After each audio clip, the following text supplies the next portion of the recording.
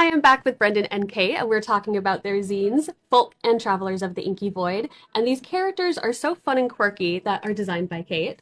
And I wanted to ask you, Kate, where do you get a lot of your ideas and inspirations from?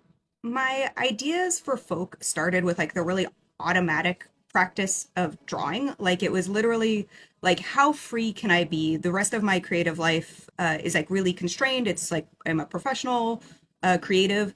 So for these, it was like, how liberated can my like pen be on this page? So it was like just draw something and like just like no one can tell you it's not a thing. And then it was like, okay, like oh my God, there's like a world like just sort of suggesting itself from like these crazy pen markings. It was just like this really free creative process. And then obviously I was inspired by character sheets. Like the idea that like you've got a drawing and you've got stats and you've got intel about this character and like this should tell you everything about it. So folk was like really inspired by that format.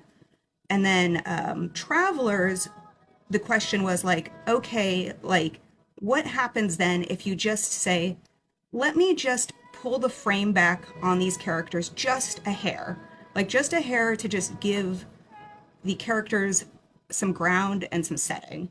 And once I drew like four space people in spacesuits in a row, it was like, well, I guess the setting is a space station. And for travelers, we developed a workflow where, like, Kate's initial sort of free drawing, automatic doodling practice would create the raw material that then I would respond to with writing, and then Kate's next round of drawings would respond back to the things, the like vignettes I had written. So that's how that sort of little spark then turned into a process. So it was a true collaboration on both of your parts, and you were almost inspiring each other throughout the whole thing.